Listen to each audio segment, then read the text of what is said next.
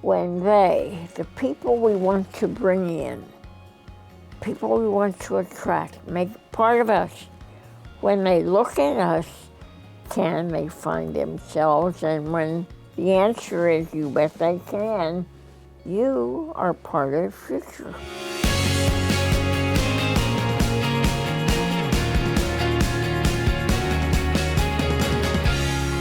To say that it's an honor to be here would be a massive understatement. So thank you very much on the day before Thanksgiving for giving us some time. I'm curious as we get going, an estimate. How many interviews on leadership have you done during your career? Perfect answer. I have no idea how many interviews on leadership. Everyone has been exciting, Mm-hmm. and I've been honored to do them, and I've tried to be as forthright as I can be. It is a pleasure to be here, and I have been impressed with what I have heard you say about your grandmother and her role in any kind of leadership credit that you've received. Mm-hmm. What could you tell us about this wonderful person, your grandmother? Well, my grandmother had 7 children, and she and my grandfather, who was Justice of the Peace from the time he was 38 until he was 93 and running for his last 3-year term. And in their house, they thought it was only normal to build a small church-sized pipe organ, and my grandfather played the pipe organ in the Methodist church. And in the pipe organ in their home, they had a shelf above the keyboard, of course, and on that shelf were 2 of the most beautiful, tall, ancient Chinese vases. Now I'm 7 or 8 years old, and every Saturday I go to see Mama Wicks. I'm wild about my grandmother. So every week I go, I say, may I please play with the vases? No, no one, Frances, ever touches. So finally, one Saturday, I'm feeling very assertive, and I say, I want to play with those vases. And I actually stamp my foot at my wonderful grandmother and say, I want those vases, in my worst tone. Instead of telling me what a bad girl I was, she led me over to a little Victorian love seat facing the pipe organ, dark red velvet upholstery. We sit down, she puts her arm around my shoulders. We are looking at the vases, and she says, let me tell you about the vases. Long, long ago, when your mother was 8 years old, in this little town, and it was a very small town, there was a Chinese laundroman, and every Tuesday he picked up your grandfather's shirts, brought them back Thursday, beautifully washed, starched, ironed. He wore his hair in a queue, a cap, and a long Chinese robe. And the bad boys would chase him as he made his deliveries and call him Chinky Chinky Chinaman and worse. One day there was a knock on my kitchen door, she said. I opened it, and there was Mr. Yi with a huge bundle wrapped in newspaper. And she said, oh, good morning, Mr. Yi. Won't you come in? Please sit down. Mr. Yi handed her this giant package. she opened it, and in it were two exquisite, ancient Chinese vases. And she said, "Oh, Mr. Yee, are far too valuable. I could not accept them. I want you to have them."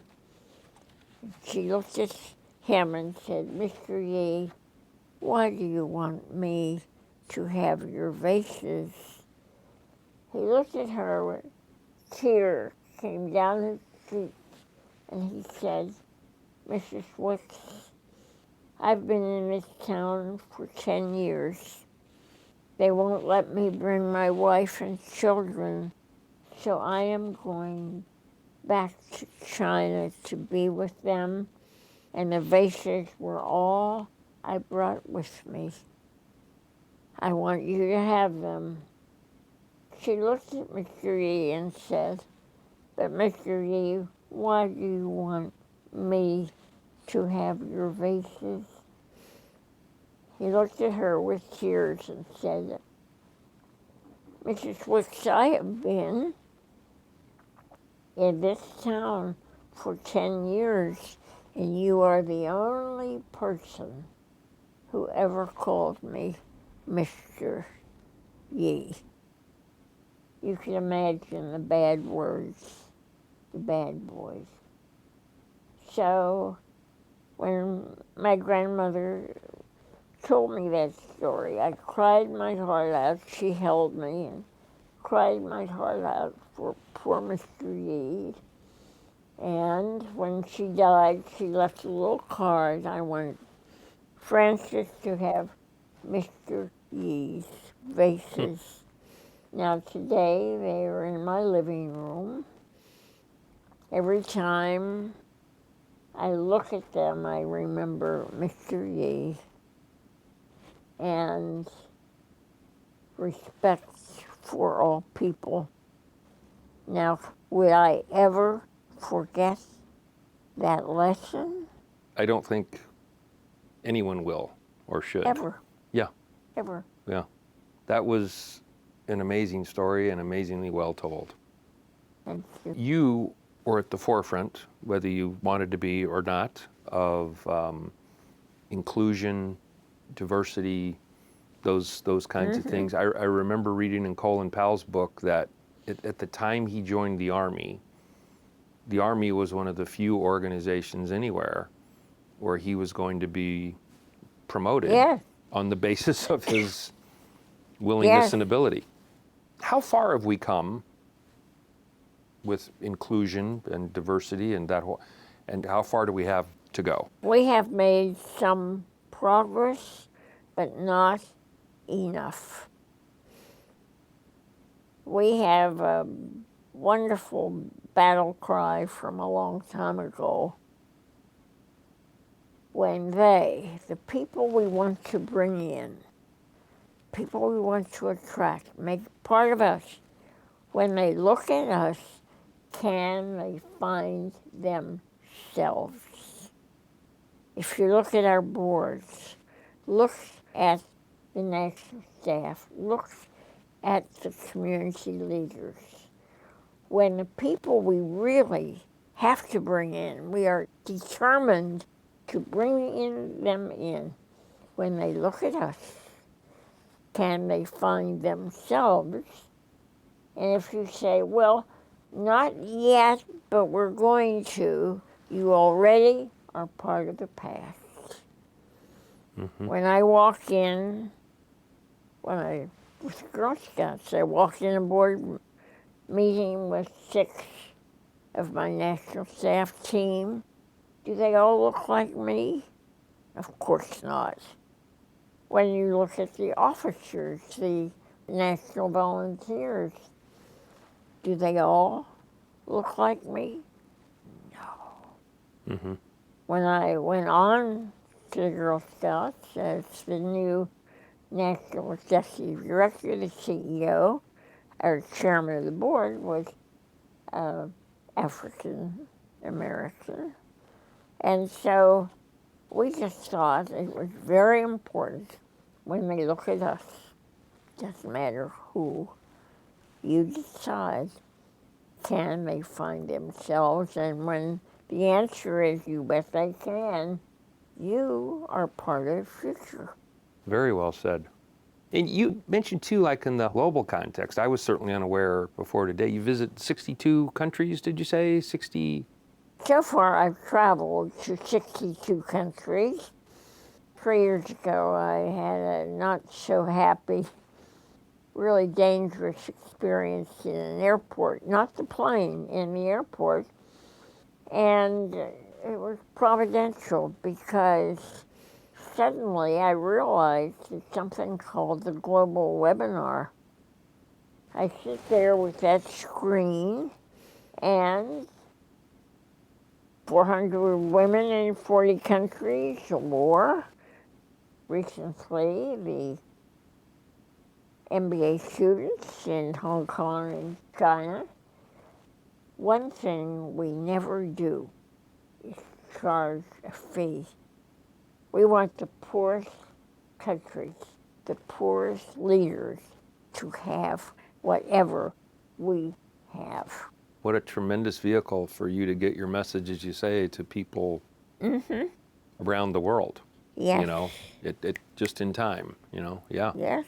Absolutely. And we put everything on the website, so all these marvelous people, we've never paid an honorarium ever.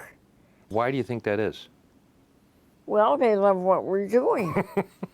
Honestly, I know for a fact that they're influential people, they're powerful people, and they also wouldn't be doing something for you if you weren't living your values Yes. and making that kind of personal commitment. Well, in 1976, that's a long time ago, I was the first woman in the USA. We didn't know that back in Johnstown, Pennsylvania, but they invited me to chair the United Way campaign. They didn't know that no woman had ever chaired it. And two bankers came to see me and asked me if I would chair it. I'd raised a lot of money for the Girl Scouts, and they thought we could have fun. So they said, and you can choose your vice chairman, and next year he will chair it. I said, I would like Ernie Wadsworth, president of the United Steelworkers, as my vice chairman. They looked at me, they said, what? And I would like the national president of AFL-CIO to do the kickoff. They said, we've never involved them. We will have to ask Bethlehem Steel. I said, fine. They came back wide-eyed. They said, Bethlehem Steel says their car will pick them up, the union people at the airport, bring them to the steel mill dining room for a kickoff luncheon. And the banker said, well, we will then have a dinner that night as a kickoff. For the first time, you had organized labor and the big corporations, just like this. And that year, Little Johnstown, PA had the highest per capita giving of any United Way in the USA. And a couple weeks ago, the New York Times had a little tiny article about a woman who had just become the chairman of the United Way campaign in New York City. And it mentioned that I was the first woman ever. And in 100 years, there have been two women. 100 years of United Way campaigns, there have been only two women ever to chair. All the others have been gentlemen. And so it was fun to find that out and then learn I was the first woman in 100 in that 100-year period, and this one is the second. Well, it sounds like you knew exactly what you were doing with the labor and the management and putting Yes. the Yes, it was such fun. And when a little manipulative there, maybe. I don't know. no, just engage everyone. Yeah. So, With your Army ties and your passion for inclusion and with that, protest, I'm interested how you view the protests that take place in the NFL during the national anthem. It seems like that's about as controversial an issue as, you're over here, you're over here, it's tough to be in the middle.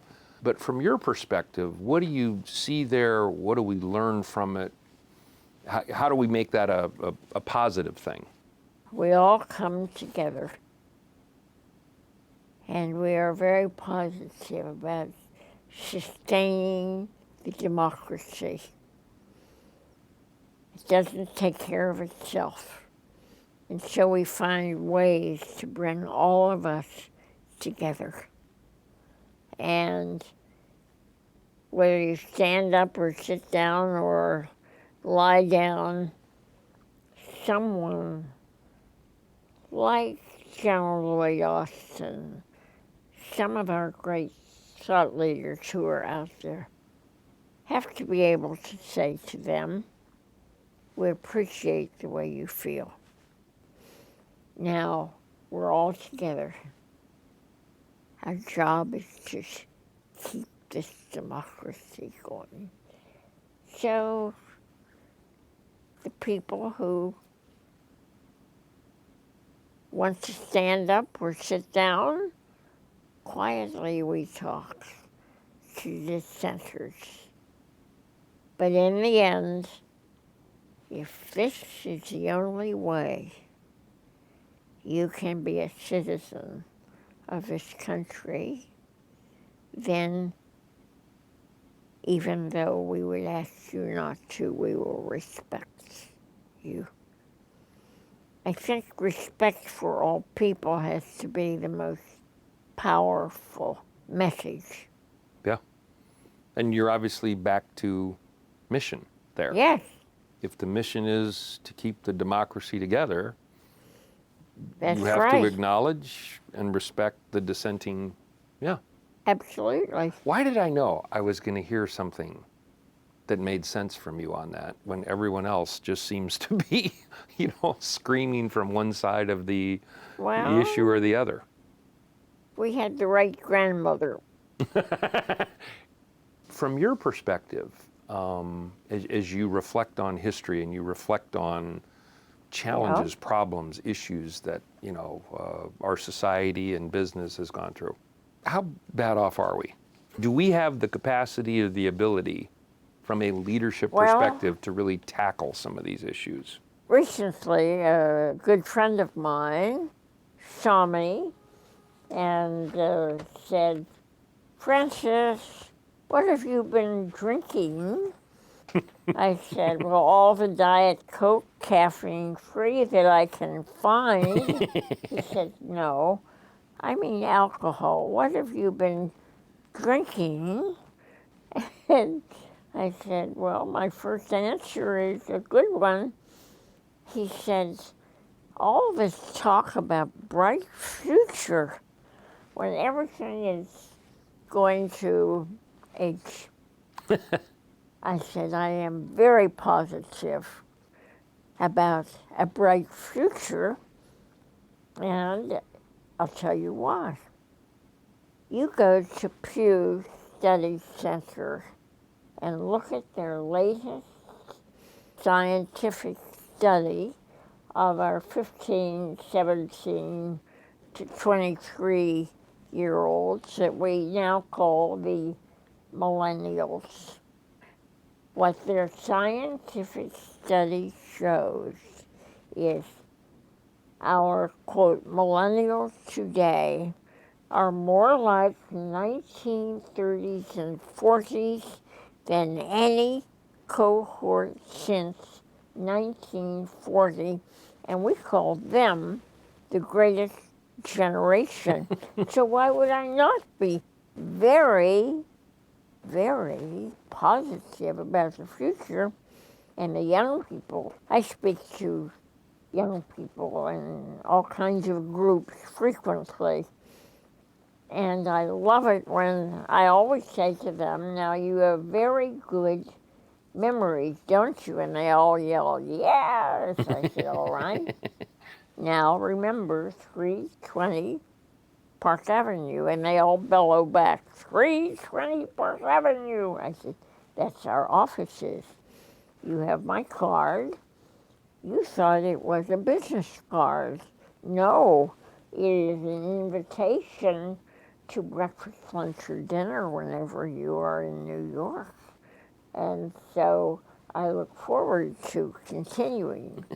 And when young people walk in that door, the other day, 3 young men walked in, and it was morning. They said, we're from Croatia. We're part of your University of Pittsburgh Hesselbein Leadership Forum. And we took the first flight out this morning at 5:30 so we could spend the day. Remember you said, do come? We're ready to spend the day. Well, we threw out everything we had planned and we had them. There's something about right now, whether here or abroad, something about the millennials. It is so inspiring. Gives you And the reason way for... they're volunteering all over the world, it's just so beautiful, so incredible. Yeah. So bright future is my battle cry. I feel better already somehow. I know millennials. That's Yes, no, you should. Yeah, well, yeah. You should. I'm surrounded by them. No, all 4 of us are going to go do something good because we've been in 5 the room of with us. you. I hope we don't say goodbye. I hope we stay together. Well, we will. Again, on behalf of everybody at the Center for Leadership Studies and Marshall Goldsmith, our good friend, it is a pleasure to be here, and thank you very much.